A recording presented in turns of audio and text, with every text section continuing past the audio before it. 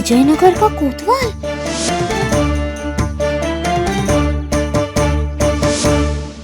अरे नहीं, लगता है देवन्ना ने हमारी शिकायत कोतवाल से कर दी है।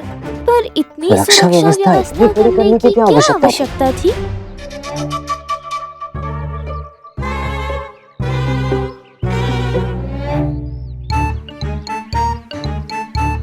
कोतवाल को भी ये ना द्वारपाल बना के खड़ा कर दिया है। हैं? मेरी आवाज स्त्रियों की भांति क्यों निकल रही थी?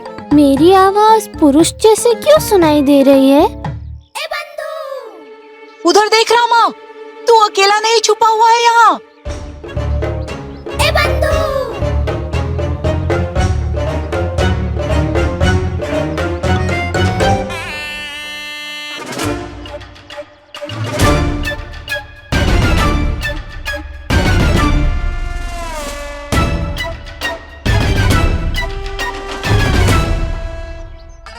कौन हो तुम? हाँ, तुम कौन हो? हाँ, मैं हूँ। मैं भी मैं हूँ। हाँ ठीक है, तुम जो भी हो, जाओ यहाँ से। ये हमारे छुपने का स्थान है। वही तो, ऐसा काम ही क्यों करते हो कि छुपना पड़े? अच्छा, बहुत होशियार बनते हो। बनना क्या है, होशियार हूँ मैं। वैसे छुप तो तुम भी रहे हो। तुमने कौन सा गलत काम किया है? हाँ, वही तो, तुम कहाँ की कोतवाल हो कि तुम्हारे सारे प्रश्नों का उत्तर देना पड़ेगा? तुम कोई चोर हो जो उत्तर देने से कतरा रहे हो? हाँ, मैं जो भी हूँ, तुमसे मतलब? आवश्यकता से अधिक बोल रहे हो, मतलब कुछ तो गड़बड़ है। दिखने में तो तुम बहुत आलसी लगते हो, स्वयं भी फंसोगे और हमें भी फंसाओगे। इसीलिए अच्छा होगा कि तुम यहाँ से चले जाओ, खाली करो हमारा स्थान। हमारा स्थान? नाम लिखा है क्या तुम्हारा कहीं पर? खरीद लिया है तुमने ये स्थान? और खरीद लिया है तो दिखाओ, चलो अपना स्वामी अधिकार पत्र दिखाओ।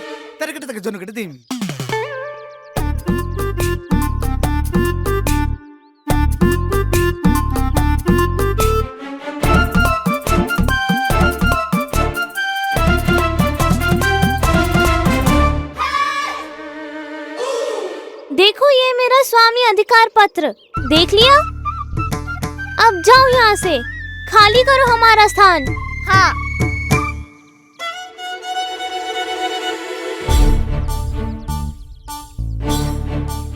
क्या हुआ?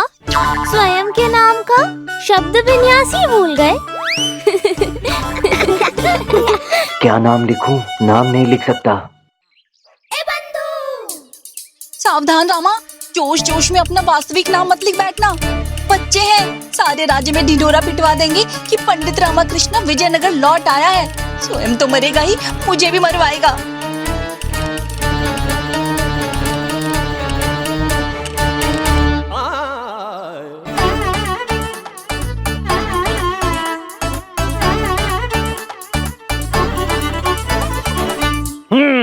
अब क्या?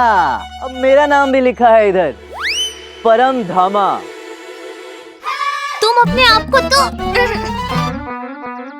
क्या है? करो, मुझे सब पता है। शोर किया तो पकड़े जाएंगे, लेकिन ये हमारा स्थान है। उसका भी हल है। क्या? दोनों के नाम अलग अलग लिखे गए हैं। एक तो जिस हिस्से में तुम्हारा नाम लिखा गया है, उस हिस्से का क्षेत्र तुम्हारा, और जिस हिस्से में हमारा नाम लिखा गया है, उस हिस्से का क्षेत्र हमारा। हाँ, बोलो, स्वीकार है? हाँ, स्वीकार है। अब रात्रि होने के बहाने सोने का समय मिलेगा। संध्या होने तक जय निद्रा देवी।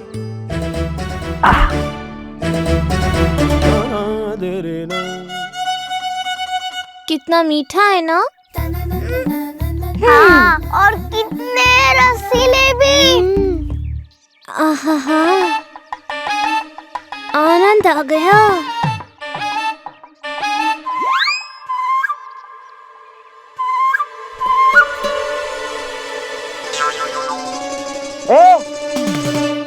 अपना कचरा भी अपने क्षेत्र में रखो। तुम्हारे ये गन्ने के छिलके मेरे क्षेत्र में आ रहे हैं।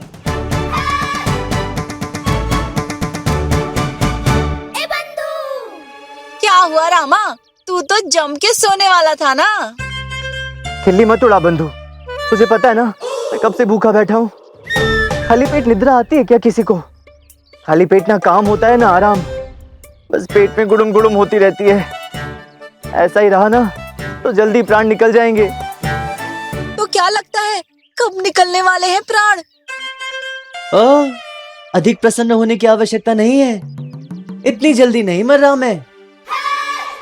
विजयनगर में प्रवेश करना है तो मरना तो पड़ेगा ना। कुछ सोचा है कैसे करेगा ये असंभव कार्य? वही तो सोचा है बंधु, पूरा प्रबंध करके निकला हूँ गाँव से।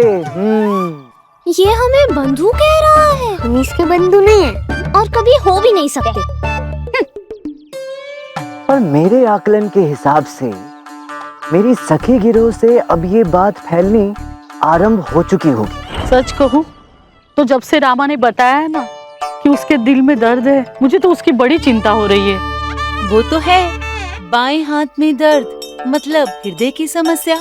इसका मतलब है कि रामा को हृदय की समस्या हुई है। हाँ तो और क्या, सीधे सीधे हृदय आघात के लक्षण है ये। बड़ा जानलेवा रोग है, कभी भी दिल बैठ सकता है इस रोग में। पता नहीं रामा कैसे पहुँचेगा विजयनगर, कहीं रास्ते में ही कुछ। और फिर उसी दिन ये सूचना पहुंचेगी फूलों के बगानों वाली पुष्पा देवी तक। ये लीजिए। पता चला कुछ, रामा का हृदय रोग अब बहुत गंभीर हो चुका है। बेचारा। और फिर पुष्पा देवी से ये बात पहुंचेगी वहाँ जहाँ से पुष्पा देवी अपने फूलों के लिए गोबर और खाद लेती है, गौरी ग्वालन। रोग इतना बढ़ गया है कि किसी भी समय हृदय जवाब दे सकता है। और फिर गायों का दूध पहुँचे ना पहुँचे, मेरे हृदय रोग की सूचना घर घर तक अवश्य पहुँच जाएगी बंधु। सुना है रामा के हृदय ने जवाब दे दिया है। पता चला फेफड़ों से सांस ले रहा था। सुना, रामा के हृदय और फेफड़े दोनों ने जवाब दे दिए हैं। पता है यकृत से श्वास ले रहा था, अब वो भी बंद। क्या? हाँ। लो बताओ, अब तो रामा के हृदय, फेफड़े और गुर्दों के साथ साथ यकृत ने भी कार्य करना बंद कर दिया। क्या? हाँ, पता चला श्वास ही नहीं ले पा रहा है, बेचारा चल बसा। हे प्रभु, रामा की आत्मा को शांति देना।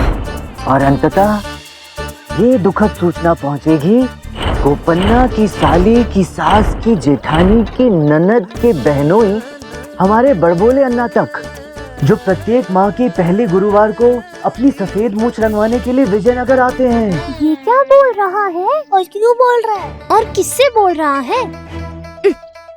और आज गुरुवार है। वही तो बंधु, हमारे बड़बोले अन्ना कभी भी विजयनगर पधारते ही होंगे। रुक देखता हूँ।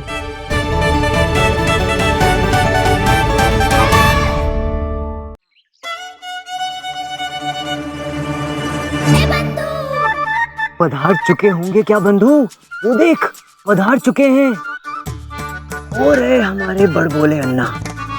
और उनकी बेचैनी ये साफ बता रही है कि उन्हें मेरे स्वर्ग सिधारने की सूचना मिल चुकी है।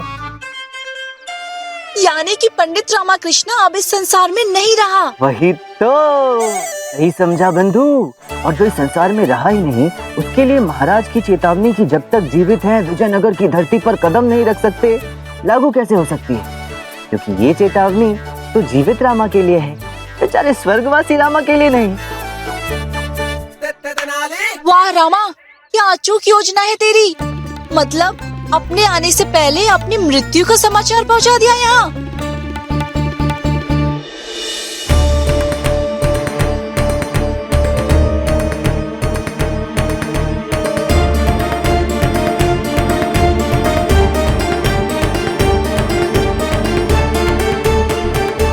अरे रामा, तेरा काम तो हो गया।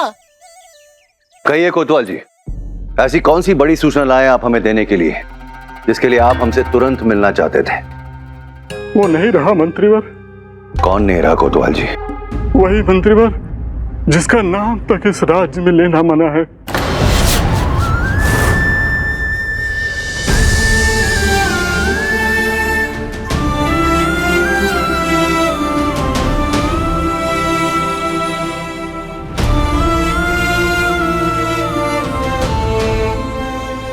जी महाराज, मृत्यु का कारण हृदय रोग बताया गया।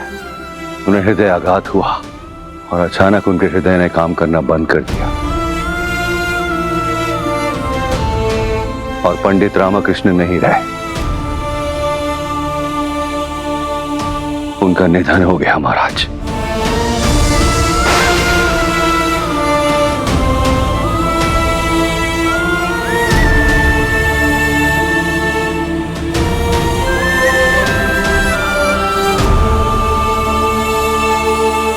पंडित रामकृष्ण जब तक जीवित है विजयनगर की धरती पर कदम रखने का दुस्साहस मत कीजिएगा।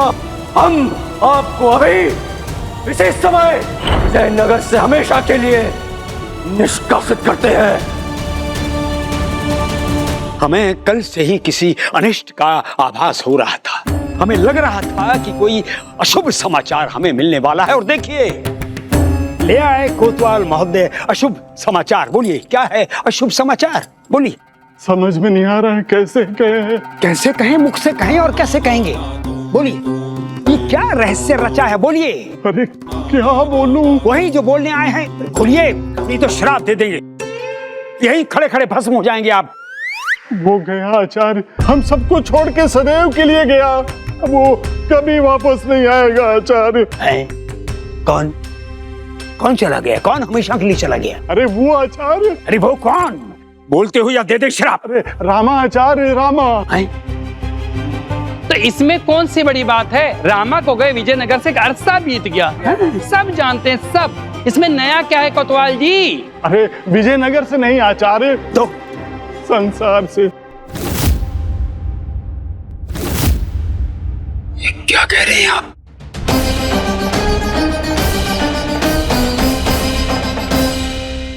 इससे बुरी खबर अब क्या होगी?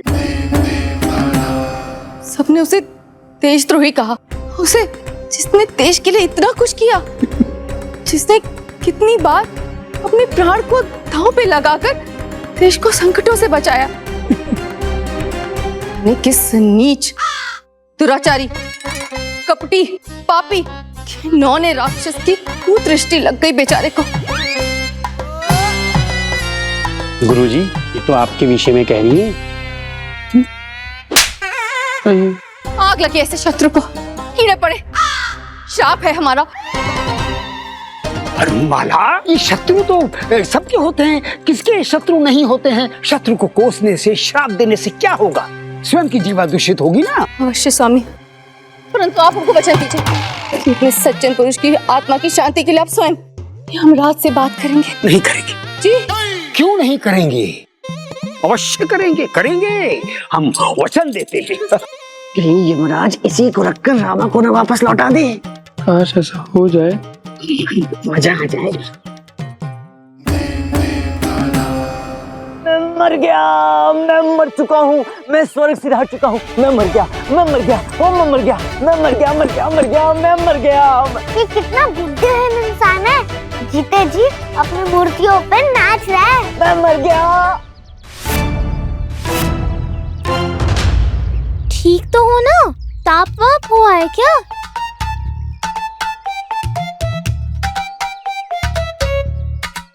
नहीं, ताप तो नहीं हुआ, नाड़ी भी ठीक चल रही है, तब क्यों ऐसे? कब से मतलब? मैं शुरू से ही ऐसा हूँ। बुरा लगा सुनकर। कोई साथ है तुम्हारे? कोई नहीं है, अकेला हूँ। तुम्हें क्या? अर्थात हमारे जैसे तुम भी बेसहारा हो, हमारे जैसे तुम्हारा भी इस संसार में कोई नहीं है। कोई बात नहीं, तुम चिंता मत करो, हम तुम्हारा ध्यान रखेंगे। पता है भूख लगी है तुम्हें, अभी इतनी जोर से तुमने अपनी भूख के बारे में बताया, पूरे विजयनगर ने सुना। ये लो, ये खाओ। लक्ष्मण, मैंने मना किया था ना कि किसी भी अपरिचितों से कुछ नहीं लेना है। और तुम्हारा इतना साहस कि तुम हमारी लक्ष्मण को अपनी कुटिलता का निशाना बनाते हो। खूब जानता हूँ मैं तुम जैसे अपराधियों को मिठाई खिलाने के बहाने उन्हें बेला फुसलाकर उनका अपहरण कर दो, पर मेरे होते हुए तुम्हारा ही मंशा कभी पूरा नहीं होगा। दुष्ट! ओ गलफुल्ले भीमसेन, पहली बात तो ये कि ये मिठाई नहीं गन्ना है, और दूसरी बात ये कि मैं इसे नहीं, ये मुझे दे रही थी खाने के लिए। मैं इसे नहीं, ये मुझे बहला फुसला रही थी। पूछो, है ना, है ना? कौन किसको क्यों बहला फुसला रहा है? हाँ? ये वाह, ये लो, एक और आ गई। विचित्र वानर सेना है। कोई कहीं से आ रहा है, कोई कहीं से आ रहा है, और सबके सब बुद्धि से पैदल। वानर किसको बोला? हाँ?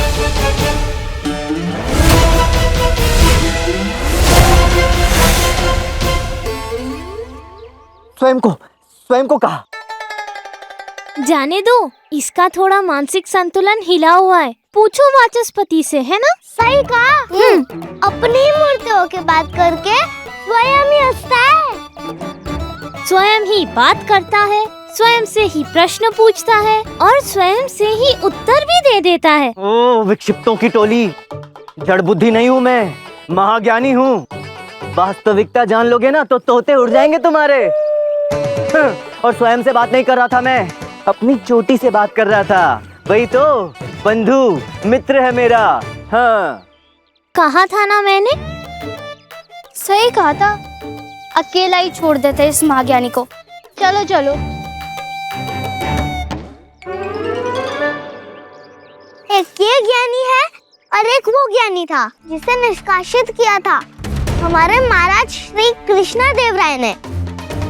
सारे ज्ञानी विजयनगर के भाग्य में ही लिखे। पंडित रामकृष्ण, भविष्य में विजयनगर की पवित्र भूमि पर आप कभी सो नहीं सकते। जब तक जीवित है, विजयनगर की धरती पर कदम रखने का दुस्साहस मत कीजिएगा।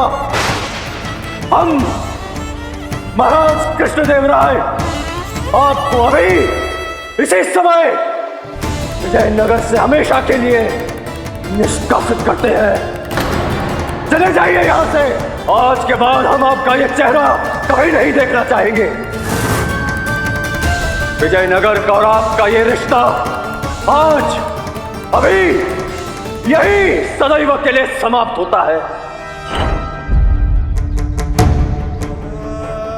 पड़ गई ठंडक, आते ही छींचा लेदर करवा ली, वो भी बच्चों के हाथों। विजयनगर में प्रवेश करने के पश्चात क्या क्या झेलना होगा।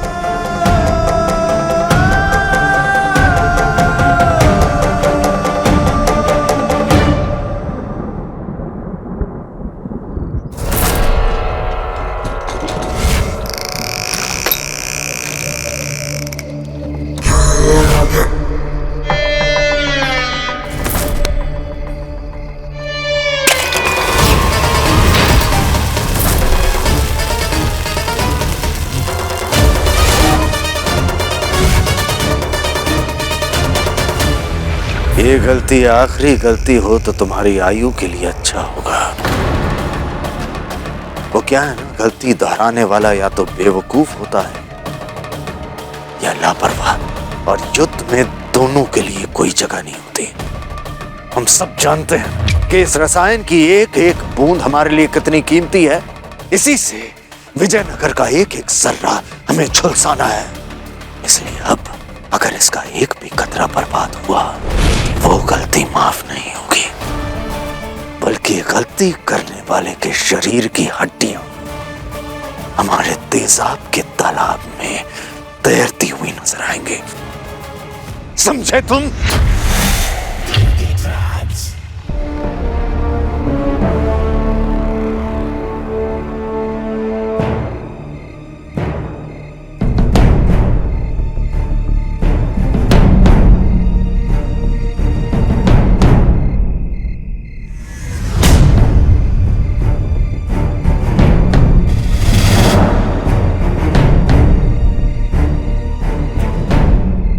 आनंद महानंद माँ काली नमोस्तुते। रक्षा करना माँ।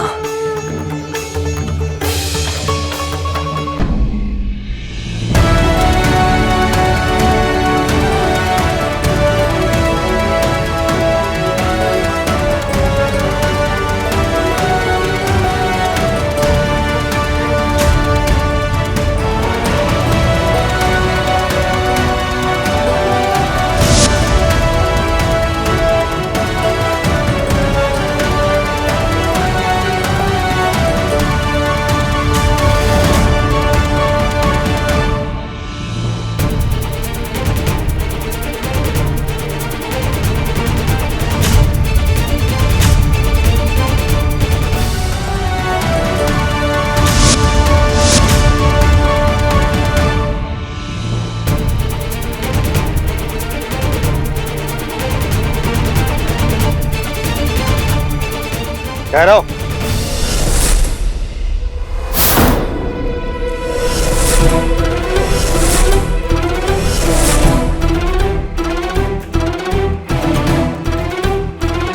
नाम क्या है तुम्हारा? रामा।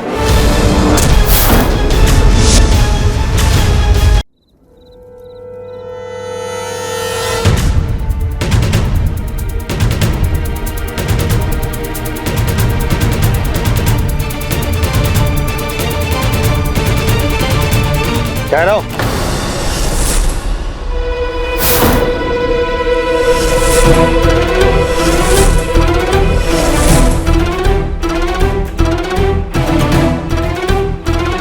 नाम क्या है तुम्हारा?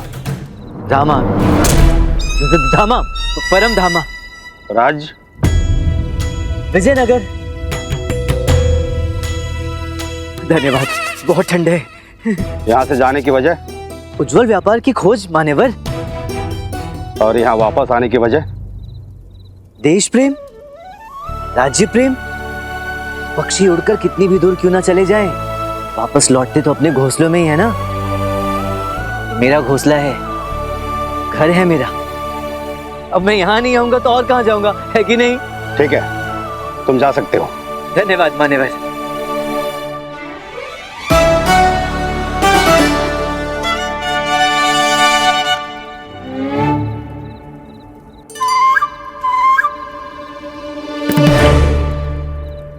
चलो पता करके आता हूँ मेरे मरने की खबर पहुंची कि नहीं।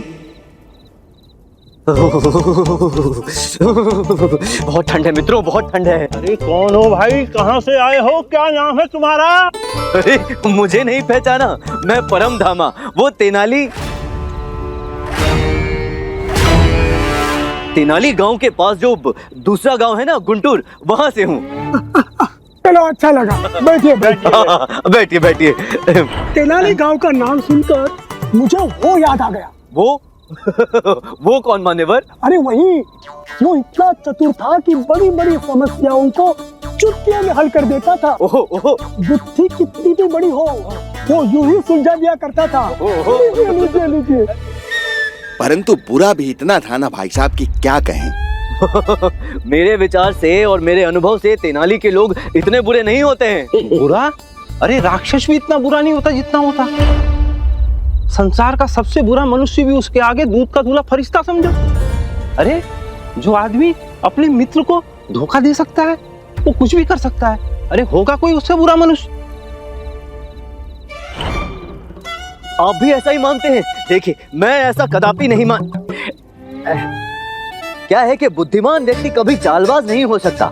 मेरे विचार से तो व्यक्ति में जितनी प्रतिभा होती है वो उतना ही साफ सुथरा होता है। कोई मूर्ख ही होगा जो ऐसा करेगा, क्यों भाई? है? अरे श्रीमान जी, वो बहुत ही बड़ा चतुर प्राणी था। काश इंसान भी इतना अच्छा होता। इतना लालची, कपटी, धोखेबाज इंसान निकला कि क्या बताए। देश पर तो प्राण चिटकता था, फिर वो देशद्रोही वही बन गया। अरे जिस हाथ से उसे खिलाया गया उसी हाथ को खा गया, बताओ। मेरे विचार से हर बात के दो पहलू होते हैं, तो इस बात के लिए भी कोई ना कोई कारण अवश्य रहा होगा। कारण कोई भी रहा श्रीमान जी, अपने अन्नदाता, अपने स्वामी, अपने राजा का अपमान करने के लिए उचित ठहराया नहीं जा सकता। सच कहूं, यदि वो अगर मुझे मिल गया ना, खंजर सीधे उसके सीने उतार दूं।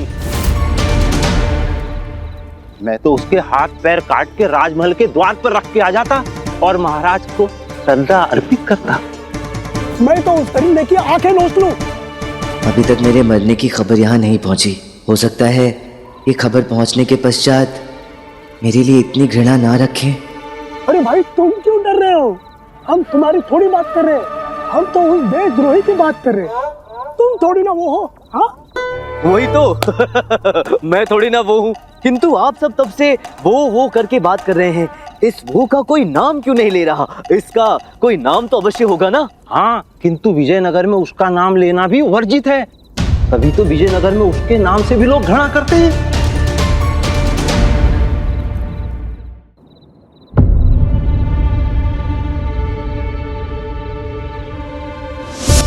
निष्कासित किया था हमारे महाराज श्री कृष्णदेव राय ने। सच कहूं, यदि वो अगर मुझे मिल गया ना, खंजर सीधे उसके सीने में उतार दूं। मैं तो उसके हाथ पैर काट के राजमहल के द्वार पर रख के आ जाता।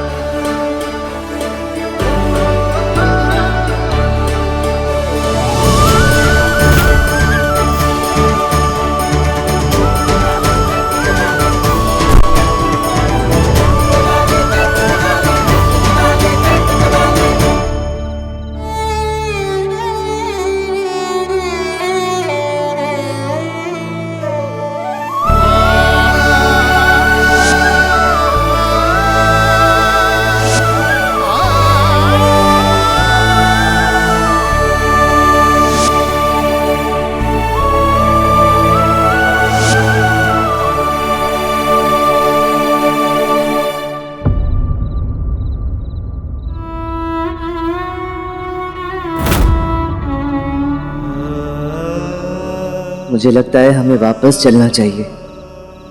अब यहाँ कुछ नहीं रखा हमारे लिए, सब समाप्त हो गया। विजयनगर को तेनाली रामा की आवश्यकता है। विजयनगर ही तेरा लक्ष्य है। तुझे विजयनगर जाना चाहिए रामा। सब कुछ कभी भी समाप्त नहीं होता बनी। हर अंत में कहीं ना कहीं किसी ना किसी प्रारंभ के अंश अवश्य छिपे होते हैं, और वो मैं ढूंढ लूंगा। मैं वापस नहीं जाऊंगा बंधु। ये मेरा देश है, ये मेरा घर है। अपना घर छोड़कर क्यों जाऊं मैं?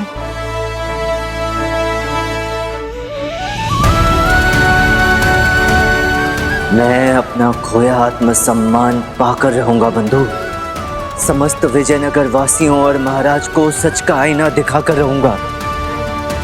राजगुरु तथाचार्य का असली चेहरा सबको दिखाकर रहूंगा।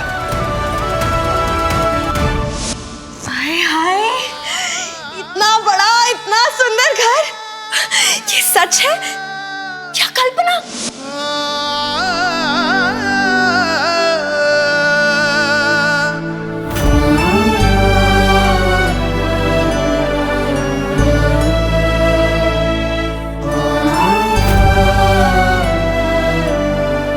ऐसे घर में तो हाथ से उम्र भर रह सकते हैं। उठा लो, अरे हमें कोई सपने से उठा लो।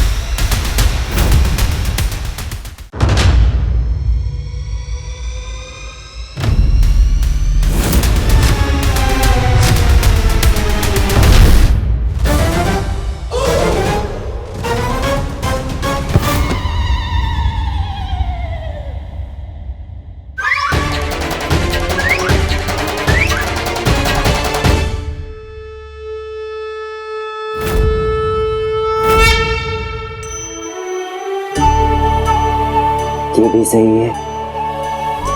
जब भी गिरता हूँ आप ही के चरणों में आकर गिरता हूँ माँ।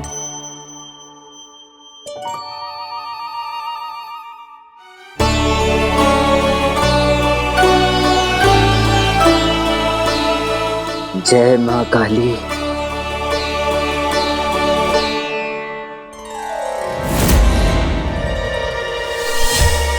किंतु इस वीरान उजाड़ घर में दिया किसने जलाया?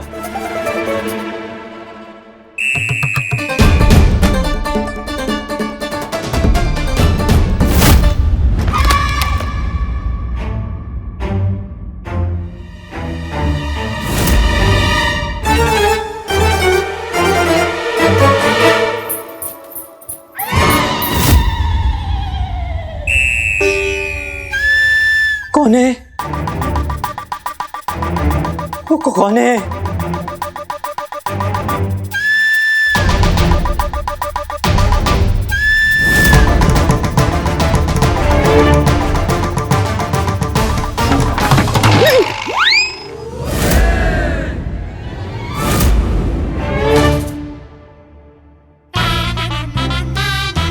कौन है?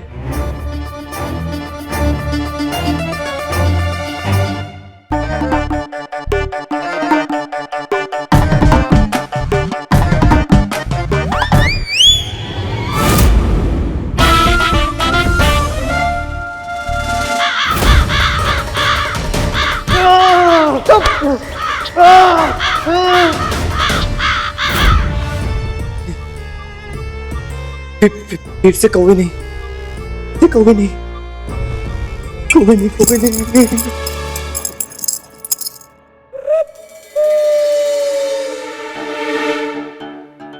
इस घर में कोई ना कोई आता जाता रहता है।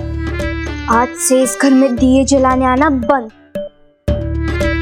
हाँ लच्छू, हमें जितना हो सके इस घर से दूर रहना चाहिए।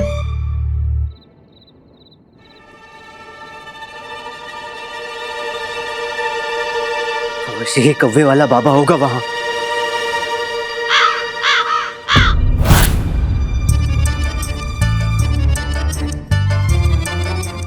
ये क्या हो रहा है रामा? अरे बंधु,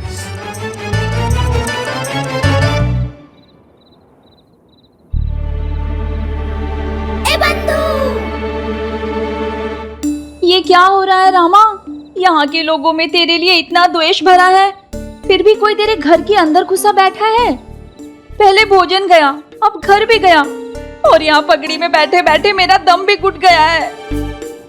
सही कह रहा है बंधु। ऐसी परिस्थिति में हम बेसहारा ही नहीं, बेघर भी हो गए। अर्थात अब दर दर की ठोकरें खानी पड़ेंगी। जो भी हो रहा है माँ की मर्जी से ही हो रहा है बंधु। आगे भी जो होगा वो माँ ही निर्धारित करेंगी। माँ जहाँ चाहेंगी वहाँ पहुँचा देंगी।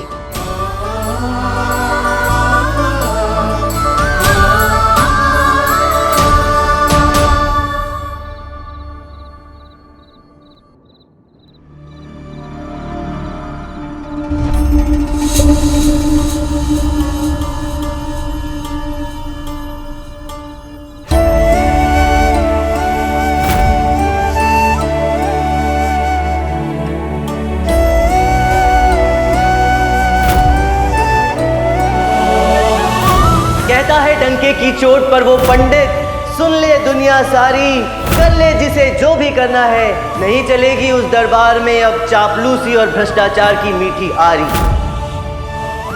करता है समाप्त रामा ये कविता इस अंतिम पंक्ति के साथ, रहे सदैव सर पर महाराज का हाथ, रहे सदैव ये रामकृष्णा अपने महाराज की छत्र छाया के आसपास।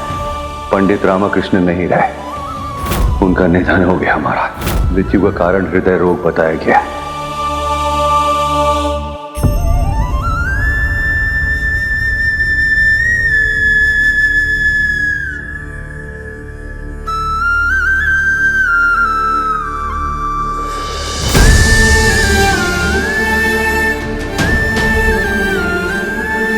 पंडित रामकृष्ण नहीं रहे, उनका निधन हो गया। महाराज,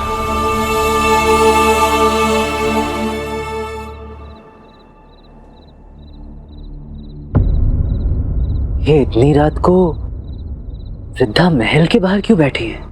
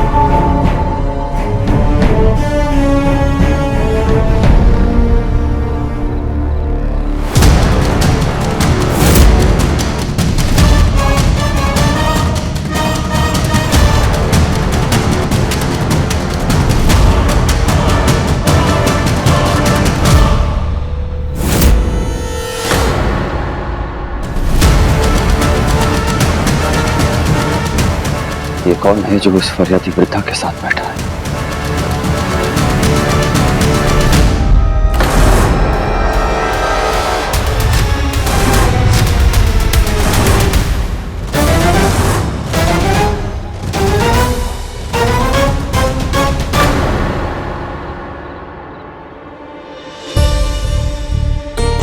क्या देख रहे हैं महाराज?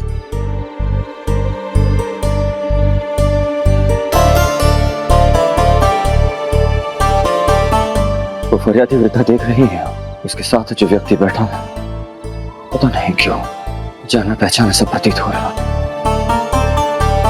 जैसे जानते हैं हम उसे बहुत अच्छे से, कोई पुराना परिचित या कोई अपना सा। महाराज, आपके लिए तो आपके राज्य का हर व्यक्ति आपके परिवार का सदस्य है, और आप परिवार का सदस्य है, जाना पहचाना नहीं लगेगा तो कौन लगेगा? हो सकता है कोई नया फरियादी हो। और यदि ये सत्य है महाराज, तो ये तो और भी चिंता का विषय है। परंतु इस प्रकार तो फरियादियों की भीड़ लग जाएगी महाराज। हम उनका नाम तो नहीं ले सकते, परंतु आज अगर वो जीवित होते और यहाँ होते तो संभवतः यहाँ क्या पूरे राज्य में कहीं कोई फरियादी नहीं होता। हम समझ सकते हैं महाराज, उन्होंने जो कुछ भी आपके साथ किया, उसके पश्चात उनकी मृत्यु की सूचना ने आपके हृदय पर एक गहरा आघात पहुंचाया है। क्षण भर के लिए तो हम शत्रु की मृत्यु पर भी विचलित हो जाते हैं, किंतु वो तो आपके प्रिय मित्र थे। सत्य कहें महाराज, तो जब से हमने उनकी मृत्यु के विषय में सुना है, तब से हमारा मन भी विचलित हो उठा है। महाराज, कुछ समय के लिए सब कुछ भूल जाइए और चलिए चलकर विश्राम कीजिए। वो राजा विश्राम कैसे कर सकता है रानी तिरुमलंबा? इसके द्वार पर एक भी फरियादी खड़ा न्याय की गुहार लगा रहा हो, और राजा के पास उसे देने के लिए ना न्याय का कोई विकल्प हो, न उस विकल्प का सुझाव देने वाला सलाहकार। शस्त्र और शासन चलाने में बड़ा अंतर होता है रानी तिरुमला। राजा युद्ध भूमि में अपनी शस्त्र कला का जौहर दिखा सकता है, आदेश दे सकता है, रणनीति बना सकता है, परंतु शासन चलाने के लिए उसे दक्ष और योग्य सलाहकारों की आवश्यकता पड़ती है। इसलिए इस समय हम बहुत कमी अनुभव कर रहे हैं।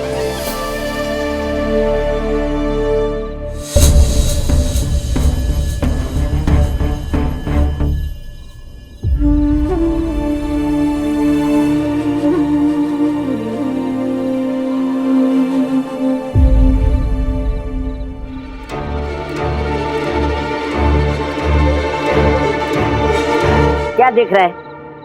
खाएगा मुझे? कौन है तू? यहाँ क्यों बैठा है? बस ऐसे ही खाली जगह देखी तो बैठ गया। खाली जगह देखी बैठ गया? हास्य वृत्ति बड़ी अच्छी है तुम्हारी अम्मा। जैसे एक बात बताओ, इतनी रात्रि को यहाँ क्यों बैठी हो? मुझे न्याय चाहिए। मुझे भी। कोई लाभ नहीं, यहाँ ना कोई न्याय है और ना कोई न्याय दिलाने वाला। एक था न्याय दिलाने वाला, सत्य का साथ देने वाला, हम जैसे पीड़ितों का सुनने वाला। उसे भी इस राज्य से निकाल दिया। सुना है आज ही वो भगवान को प्यारा हो गया। सच कहूं तो न्याय पाने की इच्छा ही समाप्त हो गई है। अरे नहीं अम्मा, ऐसा क्यों बोलती हो?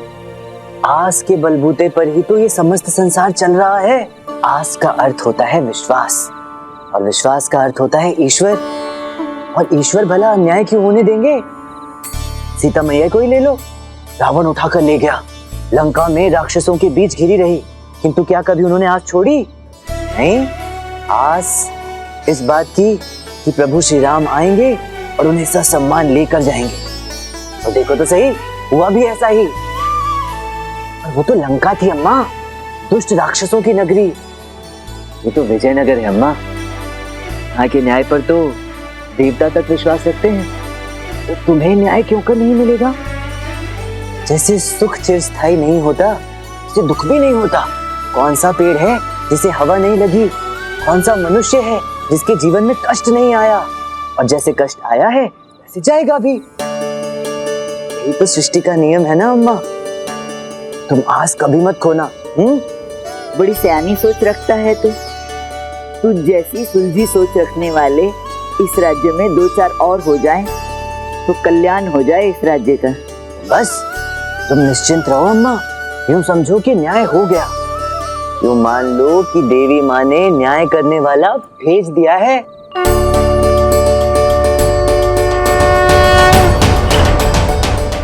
रामा, ये तो विजयनगर है अम्मा। यहाँ के न्याय पर तो देवता तक विश्वास रखते हैं। तो बस तुम निश्चिंत रहो अम्मा। यूं समझो कि न्याय हो गया। यूं मान लो कि देवी माँ ने न्याय करने वाला भेज दिया है।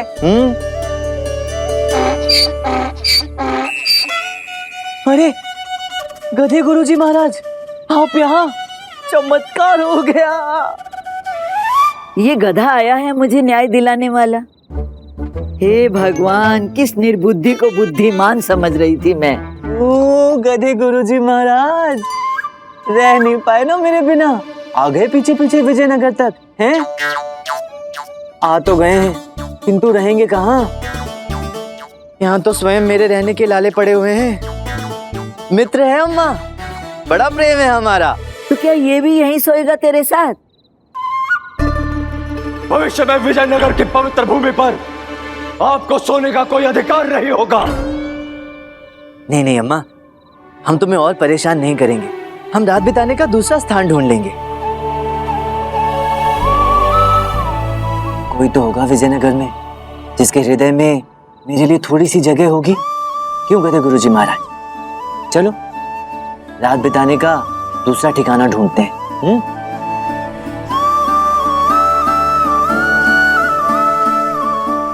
चलते हैं अम्मा।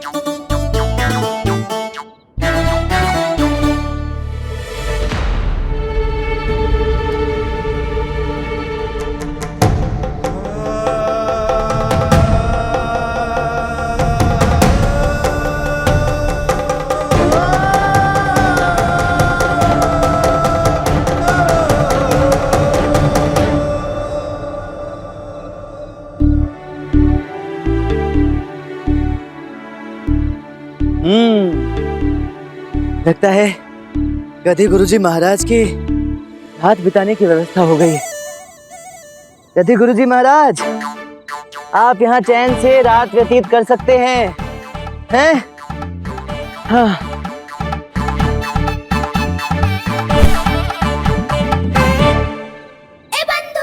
और तेरा क्या रामा, याद है ना महाराज की चेतावनी? तू विजयनगर की धरती पर सो नहीं सकता। याद है बंधु, याद है। मैं इतने महीनों से यूं ही हवा में सोने का अभ्यास थोड़ी ना कर रहा था बंधु। इसी अवसर की तैयारी थी। याद नहीं अम्मा ने क्या कहा था? बड़ा ही चंट है। महाराज की चेतावनी तो विजयनगर की धरती पर ना सोने की थी ना, हवा में तो नहीं। तो तकनीकी रूप से महाराज की चेतावनी का उल्लंघन तो नहीं हुआ ना? क्यों?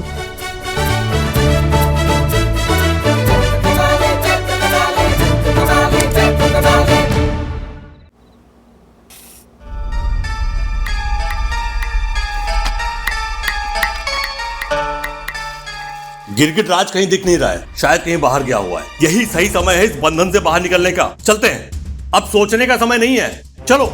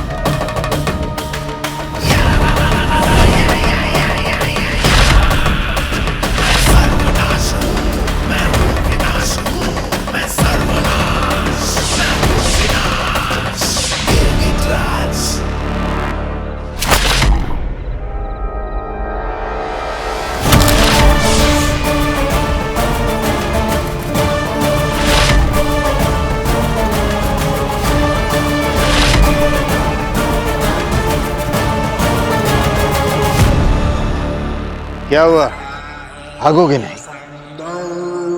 भागो।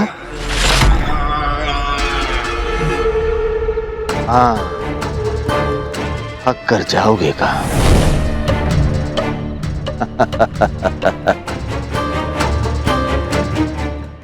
क्योंकि यहां भी मैं, वहां भी मैं, दृश्य भी मैं, परिदृश्य भी मैं।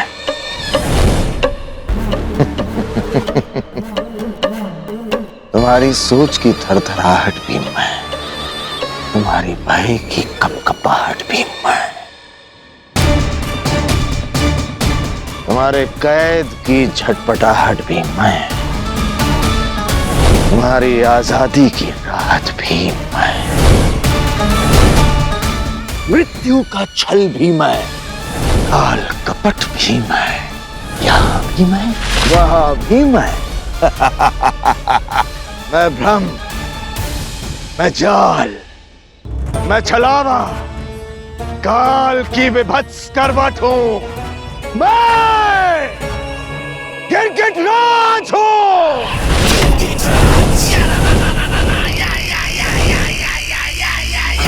जाओ और अपना काम पूरा करो।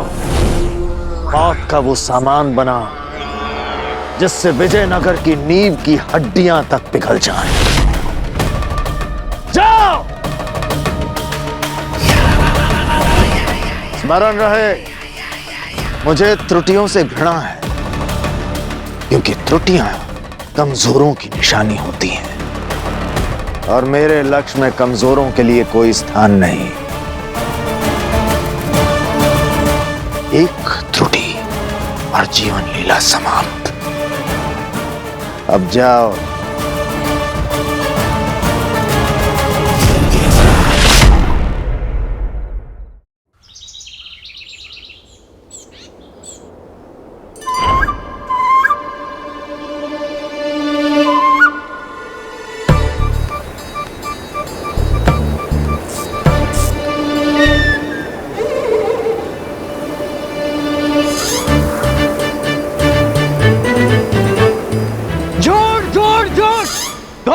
ये असली रेशम की साड़ी नहीं है, ये नकली साड़ी है।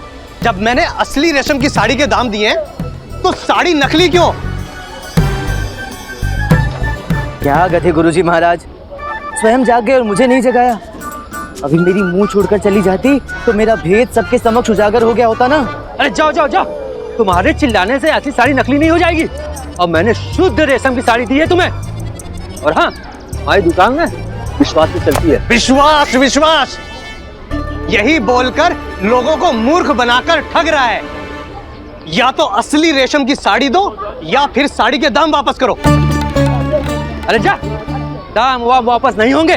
तुम्हें जो करना वो कर लेना। जाओ यार, जला दो।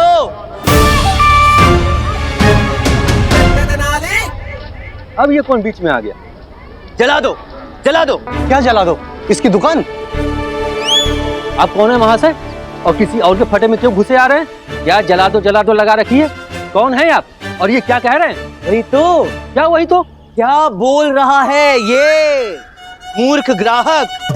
विजयनगर में धोखाधड़ी असंभव, हो ही नहीं सकता।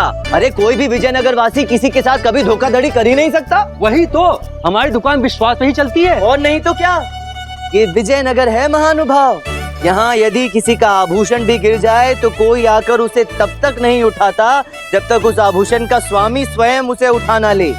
पर आप ऐसी पवित्र पावन भूमि पर खड़े होकर इस निर्दोष, अबोध, ईमानदार मनुष्य पर ऐसे ओछे आरोप लगा रहे हैं। इससे तो अच्छा है जला ही दो।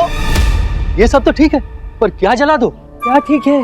अरे कुछ भी ठीक नहीं है मान्यवर। एक ईमानदार निष्ठावान मनुष्य पर ऐसे ओछे आरोप। अरे जला दो, जला दो। अरे शांत शांत महानुभाव, रुक जाइए। अरे क्या रुक जाइए? कैसे रुक जाइए? कोई भी देशभक्त अपने नेत्रों के सामने ऐसा अनर्थ होते देख स्वयं को कैसे रोक सकता है? हर मनुष्य का धर्म है गलत के विरुद्ध आवाज उठाना, सत्य का साथ देना, अपने राष्ट्र की छवि की रक्षा करना। हाँ, मैं समझ रहा हूँ। अरे आपके समझने से क्या होता है? समझ तो यही नहीं रहा ये उद्दंड ग्राहक। इसका साहस कैसे हुआ किसी विजयनगर वासी को धोखाबाज कहने का? अरे जला दो, जला दो। फिर वही जला दो, जला दो। लेकिन क्या जला दो? आपकी ये साड़ी महाशय जो आपने इस सत्यवान मनुष्य से खरीदी है, इसे जला दो। अभी यहीं इसी दुकान के सामने अभी सूती का सूती और रेशम का रेशम हो जाएगा। रेशम का रेशम? वो कैसे? लो बोलो, पूछ रहे हैं कैसे? रेशम की साड़ी खरीदने निकले हैं और इतना नहीं पता कि यदि ये सच में रेशम की साड़ी हुई तो साड़ी का पूरा रेशम फुर्र करके जल जाएगा। ना अग्नि, ना लपटें, ना धुआं, ना दुर्गंध। और यदि इसमें रेशम नहीं हुआ तो धुआं भी उठेगा, लपटें भी उठेंगी, कपड़ा जलने की दुर्गंध भी आएगी। सीधी सी बात है। हाथ कंगन को आरसी क्या, पढ़े लिखे को फारसी क्या, हाथ के हाथ सत्य सामने। क्या बोलते हैं मान्यवर? हाँ, नहीं नहीं, आप ये क्या कह रहे हैं महोदय? हाँ हाँ ठीक कह रहे हैं महोदय, सत्य वचन। अभी की अभी इस साड़ी को जलाकर देखेंगे। जला दो।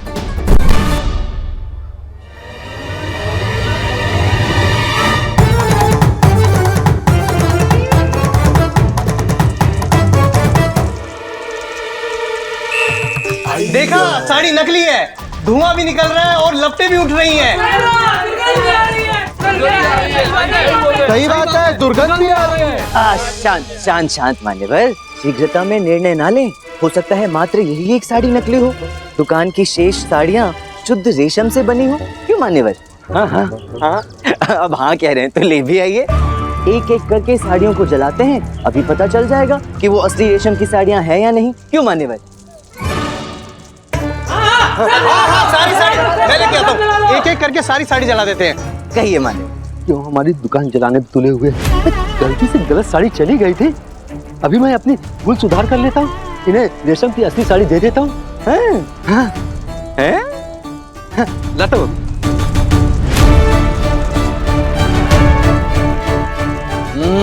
ये लीजिए। जी महोदय, अलग ही चमक है। धन्यवाद महोदय, आपने असली रेशम की साड़ी नहीं, नई साड़ी दिलवाई है मुझे। मैं तो न्याय की गुहार लगाने के लिए राजा के दरबार में जाने वाला था, लेकिन आपने तो सब कुछ यहीं सुलझा दिया। आप न्यायमूर्ति बनकर पधारे हैं इस समय। आपको कोटि कोटि धन्यवाद। भगवान आपका भला करे। प्रणाम। सच सच बताइए, आप विजयनगर के नहीं है ना? नहीं नहीं, मैं तो पड़ोसी राज्य का हूँ और ये मेरे ससुर जी की दुकान है। उनका स्वास्थ्य ठीक नहीं था, इसे दुकान संभालने आ गया। लगा ही था, मुझे लगा ही था। आपके चेहरे की कुटिलता साफ बता रही थी कि आप मेरे विजयनगर के हो ही नहीं सकते। अब मेरी एक बात ध्यान से सुनिए बंधुवर, और कान खोलकर सुनिएगा। ये विजयनगर है, यहाँ सच में सब कुछ विश्वास पर ही चलता है। इसलिए जब तक यहाँ हो, अपने लालच पर नियंत्रण रखो। दोबारा हमारे विजयनगर की छवि खराब करने का प्रयास किया तो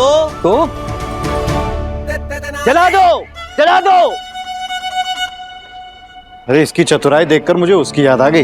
वो भी इसी की तरह बुद्धिमान और चतुर था, बस उसकी तरह देशद्रोही ना हो। कौन? रामा? सुना है वो तो मर गया ना। अरे क्या कर रहे हो, जानते नहीं हो उसका नाम लेना वर्जित है यहाँ। उस मनहूस का नाम लेकर स्वयं मरोगे और हमें भी मरवाओगे।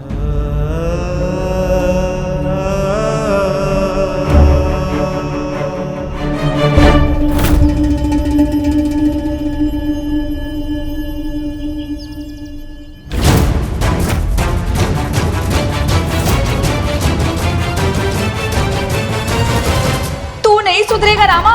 क्या आवश्यकता थी अपनी विलक्षण बुद्धि प्रतिभा का प्रदर्शन करने की? खींच लिया ना ध्यान कोतवाल का, पकड़े गए तो।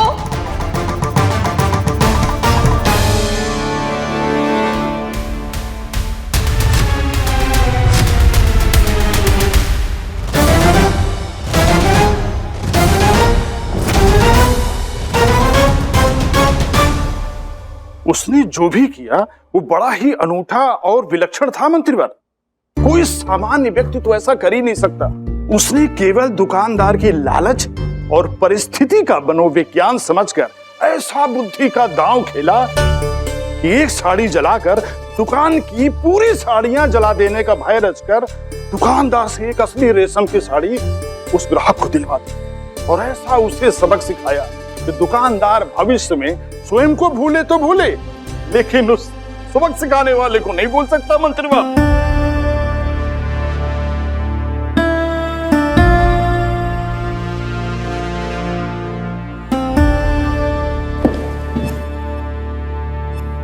कोतवाल जी, आपने हमें जो बताया उसे एक क्षण के लिए हमें ऐसा लगा कि आप पंडित तेनालीरामा की बात कर रहे हैं। हमें भी कुछ ऐसा ही अनुभव हुआ मंत्रीवर।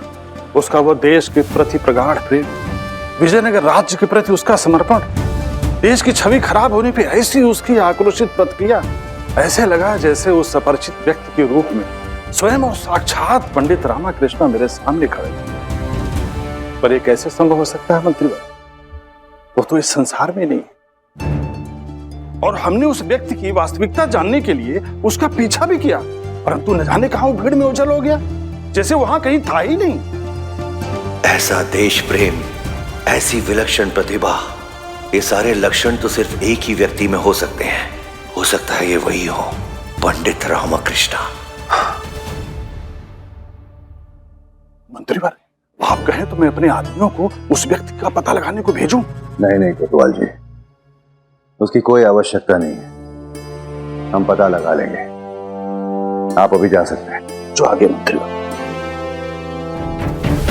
यदि ये पंडित रामाकृष्ण है तो इन्हें हम स्वयं ही ढूंढेंगे।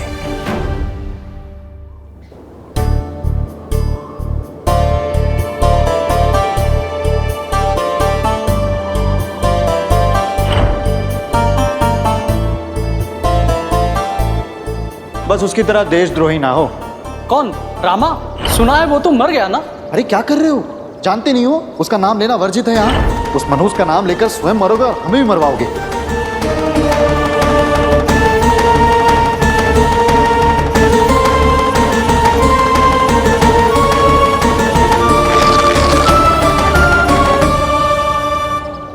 देखा ना आपने गधे गुरुजी महाराज, ये विजयनगर वासी क्या सोचते हैं मेरे विषय में?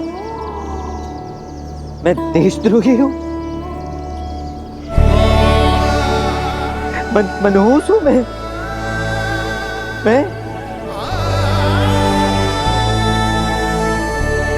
कदाचित ये भूल गए कि मैं विजयनगर के लिए क्या था। अभी उस ग्राहक को न्याय दिलाया तो कोतवाल जी पीछे पड़ गए। पता नहीं कब किस घड़ी मुझे बंदी बना ले और उसके पश्चात क्या हश्र हो मेरा। आपने सुना ना क्या सोचते हैं वो मेरे विषय में? आपने देखा ना कि कोई स्थान नहीं है यहाँ मेरे लिए। वो कब तक मेरे साथ मारे मारे फिरते रहेंगे? इसलिए कहता हूँ वापस लौट जाइए तेनाली गांव, यही आपके लिए श्रेष्ठ कर होगा। मेरे साथ आपको भूख और कष्ट के अतिरिक्त और कुछ नहीं मिलने वाला। जाइए गधे गुरुजी महाराज, चले जाइए वापस, कुछ नहीं रखा यहाँ।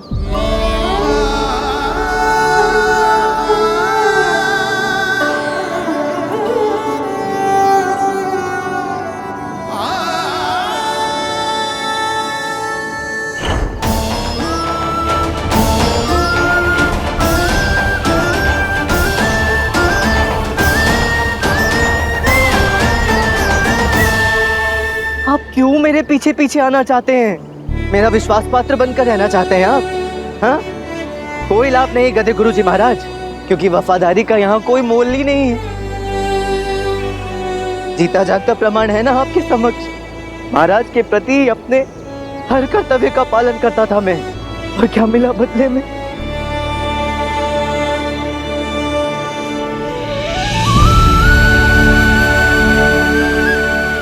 ये दर दर की ठोकरें, अपमान, तिरस्कार, घृणा, सब बदल गया।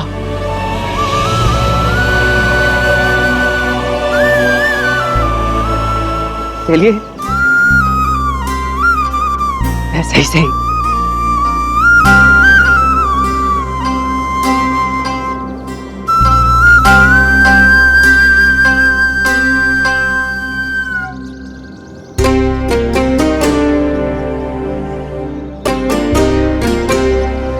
वहीं रुक जाइए। महामंत्री तिमारसु,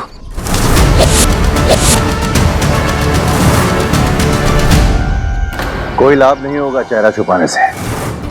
हम जान चुके हैं कि आप जीवित हैं पंडित रामकृष्ण, और हमारे सामने खड़े हैं।